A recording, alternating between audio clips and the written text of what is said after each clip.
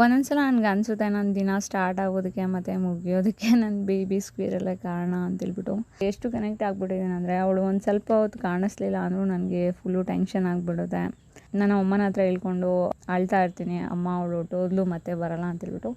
ಆದರೆ ಇನ್ನು ಸ್ವಲ್ಪ ಹೊತ್ತಿಗೆ ಹಾಗೆ ಪ್ರತ್ಯಕ್ಷ ಆಗಿರ್ತಾಳೆ, ಅಂದರೆ ಬಂದಿರ್ತಾಳೆ. ಮೊದಲು ಅಳಿಲೆಲ್ಲ ಸಾಕಿದೆ, ಅದು ದೊಡ್ಡದಾದ್ಮೇಲೆ ಹೊರ್ಟೋಗಿತ್ತು. ಬಟ್ ಈ ಸಲ ಇವಳು ಮಾತ್ರ ಹೋಗ್ತಾನೆ ಇಲ್ಲ ಗಾಯ್ಸ್. ಇತ್ತೀಚೆಗೆ ನಾನು ಸ್ವಲ್ಪ ಬ್ಯುಸಿ ಇದ್ದೀನಿ ಮತ್ತು ಟ್ರಾವೆಲಿಂಗ್ ಎಲ್ಲ ಮಾಡ್ತಾ ಇರ್ತೀನಿ. ಒಂದೊಂದು ಸಲ ಅನಿಸುತ್ತೆ ಇವಳು ಯಾರನ್ನಾದರೂ ಫ್ರೆಂಡ್ ಮಾಡಿಕೊಂಡು ಅವ್ರ ಕಮ್ಯುನಿಟಿ ಜೊತೆ ಕನೆಕ್ಟ್ ಆದರೆ ಚೆನ್ನಾಗಿರುತ್ತೆ ಅಂತ.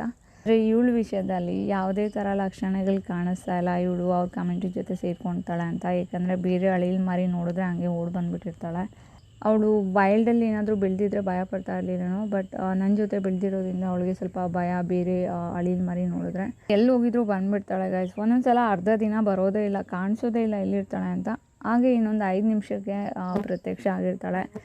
ಹಾಲು ಕುಡಿಬೇಕಂದ್ರೆ ಮತ್ತು ಹಸಿವಾಗಿದ್ರೆ ಅಥವಾ ಸಂಜೆ ಕತ್ಲಾಯಿತು ಅಂದರೆ ಬಂದುಬಿಡ್ತಾಳೆ. ನನ್ನ ಕೈ ಮೇಲೇ ಮಲ್ಕೊಂಡಿರ್ತಾಳೆ ಯಾವಾಗೂ. ಅವಳಿಗೆ ಅಂತ ಬೆಡ್ ಮಾಡಿದ್ದೀನಿ, ಆದರೂ ಅವಳಿಗೆ ನನ್ನ ಕೈಯೇ ಕಂಫರ್ಟು, ಯಾವಾಗಲೂ ಕೈ ಮೇಲೆ ಮಲ್ಕೊಂಡಿರ್ತಾಳೆ. ಲಾಸ್ಟ್ ಟೈಮ್ ಹೋದಾಗೂ ಅವಳನ್ನ 3 ಡೇಸ್ ಕರ್ಕೊಂಡು ಹೋಗಿದ್ದೆ ನನ್ನ ಜೊತೆ. ಆದರೆ ಯಾವಾಗಲೂ ಕರ್ಕೊಂಡು ಹೋಗೋದು ಅಷ್ಟು ಸರಿ ಇರಲ್ಲ, ಇಲ್ಲೇ ಬಿಟ್ಟು ಹೋಗೋಣ ಅಂತ. ಆದರೆ ಯಾರ ಕೇರಲ್ಲಿ ಬಿಟ್ಟು ಹೋಗೋದು ಅಂತ ಗೊತ್ತಿಲ್ಲ. ನಮ್ಮಮ್ಮ ಒಂದು ಸ್ವಲ್ಪ ಹೊತ್ತು ನೋಡ್ಕೊತಾರೆ, ಆಮೇಲೆ ಅವರು ಬ್ಯುಸಿ ಆಗ್ತಾರೆ. ಮತ್ತು ನಾನು ಪ್ಯೂಸು ಅಷ್ಟೇ ಸ್ವಲ್ಪ ಹೊತ್ತು ನೋಡ್ಕೊತಾರೆ, ಅವರು ಆಟ ಆಡೋದ್ರಲ್ಲಿ ಬ್ಯುಸಿ ಇರ್ತಾರೆ. ಏನು ಮಾಡಬೇಕಂತ ಗೊತ್ತಾಗ್ತಾಯಿಲ್ಲ, ಯಾಕಂದರೆ ಅವಳನ್ನು ನನ್ನಷ್ಟು ಚೆನ್ನಾಗಿ ಯಾರೂ ನೋಡ್ಕೊಳಲ್ಲ.